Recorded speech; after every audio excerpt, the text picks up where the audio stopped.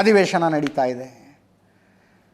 ವಿಪಕ್ಷಗಳು ಆಗ್ರಹಿಸ್ತಾ ಇದ್ದ ಹಲವು ಅಂಶಗಳ ಪೈಕಿ ಒಂದು ಅಂಶ ಏನಪ್ಪ ಅಂದರೆ ಇದೇ ಡೊನಾಲ್ಡ್ ಟ್ರಂಪು 29 ಸಲ ಹೇಳಿದ್ದಾರೆ ಇನ್ನೂ ತನಕ, ನಾನೇ ಒತ್ತಡ ಹಾಕಿಸಿ ಯುದ್ಧ ನಿಲ್ಲಿಸಿದೆ ಅಂತ. ಸರ್ಕಾರ ಅದಕ್ಕೆ ಸ್ಪಷ್ಟೀಕರಣ ಕೊಡಬೇಕು, ಮೋದಿನೇ ಮಾತಾಡಬೇಕು ಅಂತ. ಸರ್ಕಾರ ಮಾತಾಡಬೇಕು ಅಲ್ಲ, ನರೇಂದ್ರ ಮೋದಿ ಮಾತಾಡಲಿ ಅಂತ. ಪ್ರಧಾನಿ ನರೇಂದ್ರ ಮೋದಿ ನಿನ್ನೆ ಮಾತನಾಡುವಾಗ ಹೇಳಿದ್ರು, ಯಾರ ಒತ್ತಡಕ್ಕೆ ಮಣಿದೂ ಕೂಡ ನಾವು ಯುದ್ಧವನ್ನು ನಿಲ್ಲಿಸಿಲ್ಲ, ಆಪರೇಷನ್ ಸಿಂಧೂರ ನಿಲ್ಲಿಸಿಲ್ಲ ಅಂತ. ಯಾರ ಒತ್ತಡಕ್ಕೂ ಮಣದಿಲ್ಲ. ನಮ್ಮ ಜೊತೆ ಮಾತಾಡಿದ್ದು JD ವ್ಯಾನ್ಸ್ ಮಾತ್ರ, ಅಮೇರಿಕದ ಉಪಾಧ್ಯಕ್ಷರು.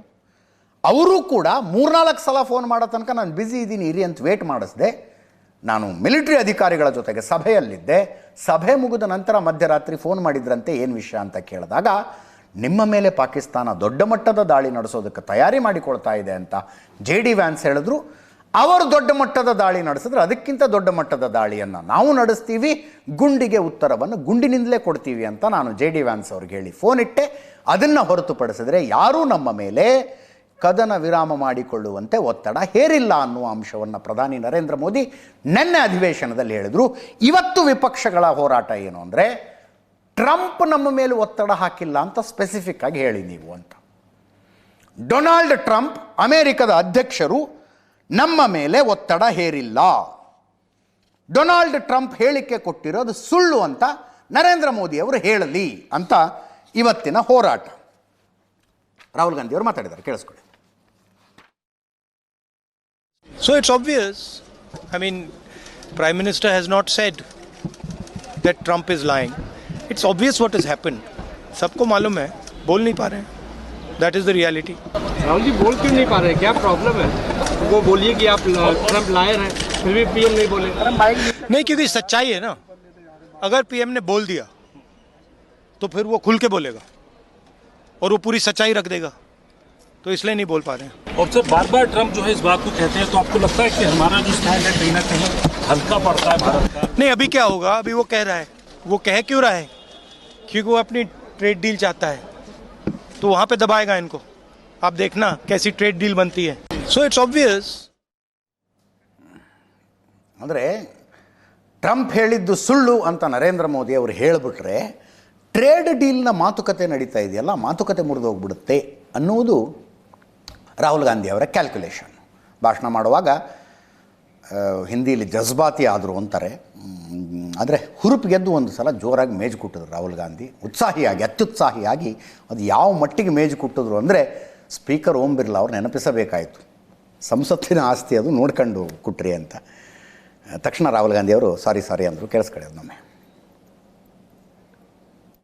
Behind Pahalgam is a Pakistani general called General Munir, Chief of Army Staff. That man is having lunch with the President of the United States. He is sitting there. Our Prime Minister cannot go there. Mr. Trump is breaking all protocol, and he's inviting the man who has done terrorism in India to have lunch with him. Prime Minister hasn't said anything. Prime Minister has not said, how dare Mr. Trump invite Mr. Munir to his office. माननीय सदस्य इसको माननीय सदस्य Now let me say what Donald Trump has to say. माननीय सदस्य ये सदन की संपत्ति है, इसको मत तोड़ो. Sorry sir, गलती हो गई.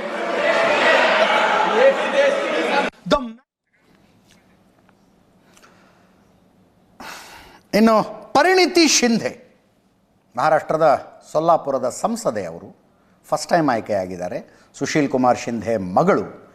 ಅವರು ಆಪರೇಷನ್ ಸಿಂಧೂರವನ್ನು ತಮಾಷೆ ಅಂತ ಕರೆದರು. ಮಾಧ್ಯಮಗಳಲ್ಲಿ ಮಾಡಿದ ತಮಾಷೆ ಆಗಿತ್ತದು. ಏನು ಸಾಧಿಸಿದ್ರಿ ಅದರಿಂದ ಅಂತ ಸರ್ಕಾರಕ್ಕೆ ಪ್ರಶ್ನೆ.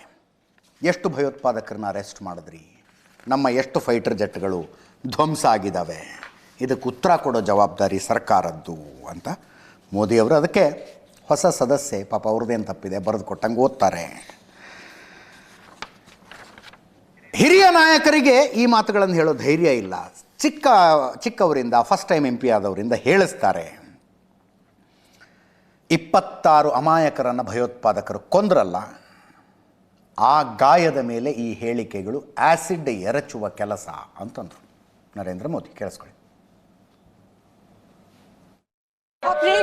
ऑपरेशन सिंदूर नाम सुनने में देशभक्ति का लगता है, लेकिन असल में ये सिर्फ मीडिया पर किया सरकार का एक तमाशा था।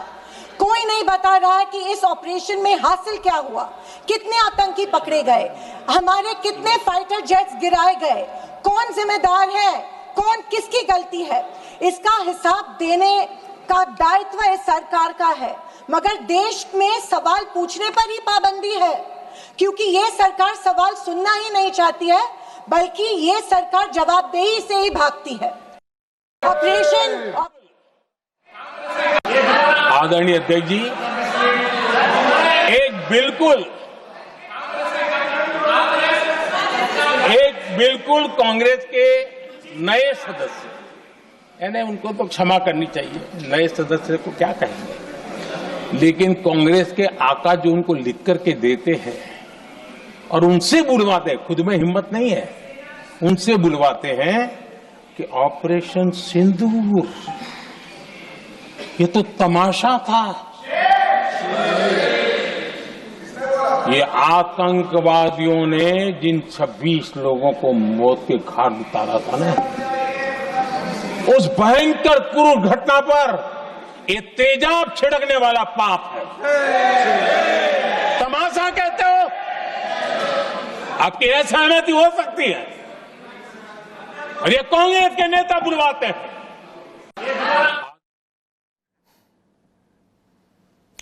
ನಾನು ಇವುಗಳನ್ನು ಪ್ರಜಾಪ್ರಭುತ್ವದ ಸೈಡ್ ಎಫೆಕ್ಟ್ಗಳು ಅಂತ ಕರಿತಾ ಇರ್ತೀನಿ. ಪ್ರಜಾಪ್ರಭುತ್ವ ಅನ್ನೋದನ್ನು ಒಪ್ಕೊಂಡ್ಮೇಲೆ ಇಂಥವನ್ನೆಲ್ಲ ಸಹಿಸಿಕೊಳ್ಳಬೇಕಾಗತ್ತೆ. ಪ್ರಜ್ಞಾಪೂರ್ವಕವಾಗಿ ಬಳಸ್ತಾ ಇರೋ ಶಬ್ದ.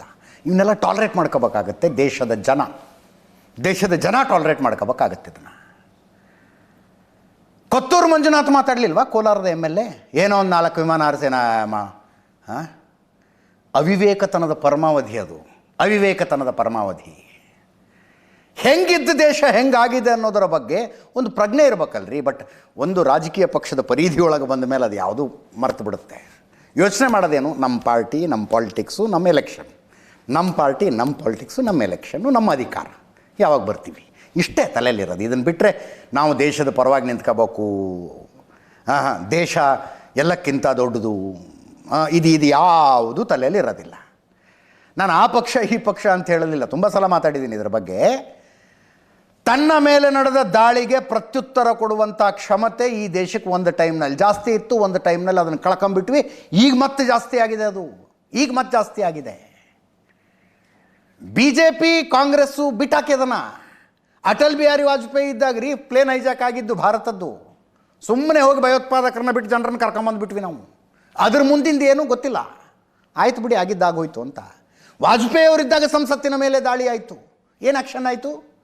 ದಾಳಿ ಮಾಡಿ ನಡೆಸಿದಂಥ ದಾಳಿಗೆ ಕುಮ್ಮಕ್ಕು ಕೊಟ್ಟಂಥ ಪಾಕಿಸ್ತಾನ ಮೇಲೆ ಏನಾರು ಆ್ಯಕ್ಷನ್ ಆಯಿತಾ? ಹಾಗೆ 26/11 ಆಯಿತು, ಮುಂಬೈ ಸೀರಿಯಲ್ ಬಾಂಬ್ ಬ್ಲಾಸ್ಟ್ ಆಯಿತು, ಮುಂಬೈ ಟ್ರೈನ್ ಬಾಂಬ್ ಬ್ಲಾಸ್ಟ್ ಆದವು. ಒಂದೊಂದು ಬಾಂಬ್ ಬ್ಲಾಸ್ಟ್ ಆದರೂ 100 ಜನ ಸತ್ರು, 150 ಜನ ಸತ್ರು, 200 ಜನ ಸತ್ರು. ಏನು ಮಾಡ್ತಿದ್ವಿ ಭಾರತ? ಏನು ಮಾಡ್ತಿತ್ತು ಭಾರತ? ಅದಕ್ಕೊಂದು ಚಂದ ಹೆಸರಿಟ್ಟುಬಿಟ್ಟಿದ್ರು, ಸ್ಟ್ರಾಟಜಿಕಲ್ ರೀಸ್ಟ್ರೈನ್ ಅಂತ. ಸ್ಟ್ರಾಟಜಿಕಲ್ ರೀಸ್ಟ್ರೈನ್ ಅದರ ಅರ್ಥ ಏನು? ಯಾವನ್ ಬಂದು ಹೆಂಗಾರು ಹೊಡ್ಕೊಂಡು ಹೋಗಲಿ, ನಮ್ಮ ಪಾಡಿಗೆ ನಾವು ಇದ್ದು ಬಿಡೋಣ, ಪ್ರತೀಕಾರ ತೀರಿಸಿಕೊಳ್ಳಬಾರದು. ಭಾರತ ಏರ್ ಸ್ಟ್ರೈಕ್ ಮಾಡ್ತಲ್ರಿ, ಅಂಥ ಏರ್ ಸ್ಟ್ರೈಕ್ ಮಾಡೋಣ ಅಂತ ಇಂಡಿಯನ್ ಏರ್ಫೋರ್ಸ್ ಬಂದು ಮನಮೋಹನ್ ಸಿಂಗ್ ಅವ್ರಿಗೆ ಹೇಳಿಲ್ವಾ? 26/11 ಆದಾಗ ತಮಾಷೆಗಾರು ವಿಮಾನ ಹಾರಿಸಿದ್ರ? ಅಂತಿಮವಾಗಿ ನಮ್ಮ ಮೇಲೆ ನಡೆದ ಪ್ರತಿ ಭಯೋತ್ಪಾದಕ ದಾಳಿಯು ನಮ್ಮ ಮೇಲೆ ಯುದ್ಧ ಘೋಷಣೆ ಮಾಡಿದಂತೆ ಅನ್ನೋ ತೀರ್ಮಾನಕ್ಕೆ ಈ ದೇಶ ಬಂದ್ಕೊಂಡು ಪ್ರತಿಯೊಂದಕ್ಕೂ ವಾಪಸ್ ಹೊಡಿತೀವಿ ನಾವು ಅಂತ ನಿಂತ್ಕೊಂಡಿರುವಾಗ, ಇದನ್ನು ಮೀಡಿಯಾದಲ್ಲಿ ನಡೆದ ತಮಾಷೆ ಅಂತ ಈ ತಲೆಮಾಸದೇ ಇರೋ ಹುಡುಗಿ ಹೇಳ್ತಾಳೆ ಅಂತಂದ್ರೆ ಈಕೆ ಇವ್ರಿಗೇನಾದ್ರು ಬುದ್ಧಿ ಇದೆಯಾ? ಪಾರ್ಟಿ ಪಾಲಿಟಿಕ್ಸ್ ಅನ್ನೋದು ಮೈಂಡನ್ನು ಅಷ್ಟರ ಮಟ್ಟಿಗೆ ಕರಪ್ಟ್ ಮಾಡಿಬಿಡುತ್ತಾ? I am surprised. ಇದರ ಮಧ್ಯದಲ್ಲಿ ಸೆಪ್ಟೆಂಬರ್ 14ಕ್ಕೆ ಭಾರತ ಪಾಕಿಸ್ತಾನದ ಕ್ರಿಕೆಟ್ ಮ್ಯಾಚ್ ಶುರುವಾಗ್ತಾ ಇದೆ. ಯುನೈಟೆಡ್ ಅರಬ್ ಎಮಿರೇಟ್ಸ್ನಲ್ಲಿ ಕ್ರಿಕೆಟ್ ಆಡಬಾರ್ದು ಅಂತ OIC ಬಹಳ ಸ್ಟ್ರಾಂಗ್ ಆಗಿ ಮಾತಾಡಿದ್ದಾರೆ. ಟೈಮ್ ತುಂಬ ಕಡಿಮೆ ಇದೆ.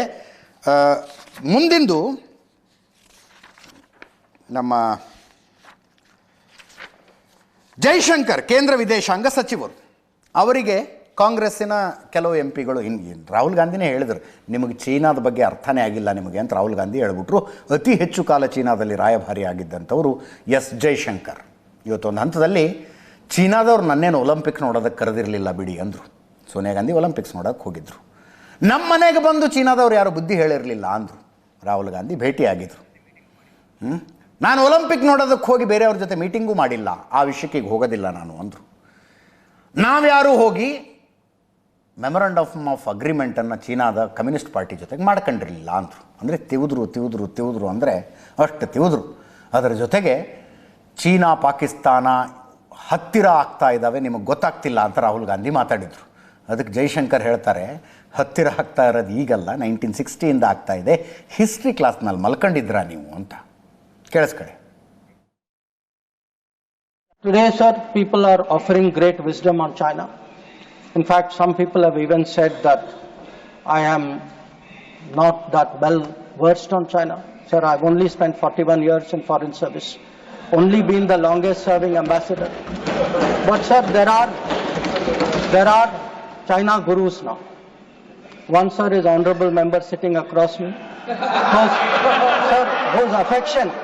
Whose affection for China is so great, sir. उन्होंने एक संधि बना ली थी चाइना और इंडिया की, चिंडिया. तो इतनी मोहब्बत थी सर कि उसको संधि बना ली. अब सर इनको छोड़िए. इनके अलावा एक और चाइना गुरु है. अब सर हो सकता है कि चाइना पर मेरे यहाँ से कुछ कमी हो, क्योंकि sir I did not get China teaching by going to Olympics. किसी ने मुझे बुलाया नहीं sir. I was not a special person. तो कुछ लोग जो हैं उनका चाइना ज्ञान जो है ओलंपिक्स जाने से हुआ.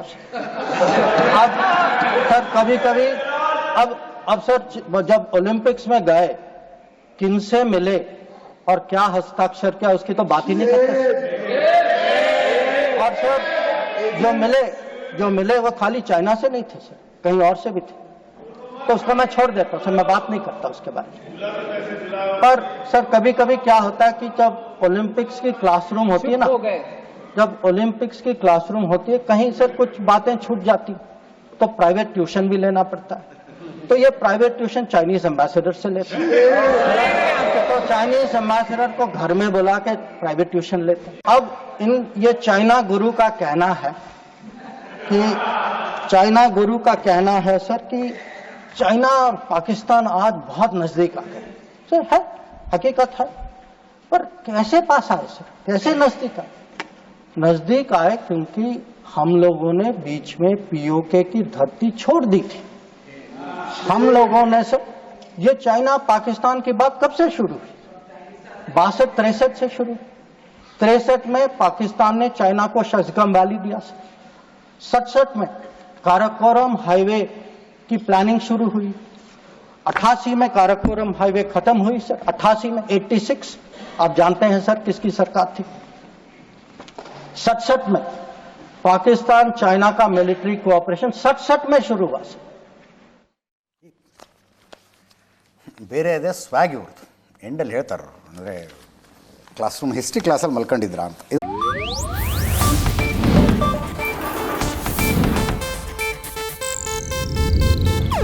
ಇದು ಏಷ್ಯಾನೆಟ್ ನ್ಯೂಸ್ ನೆಟ್ವರ್ಕ್ ಪ್ರಸ್ತುತಿ.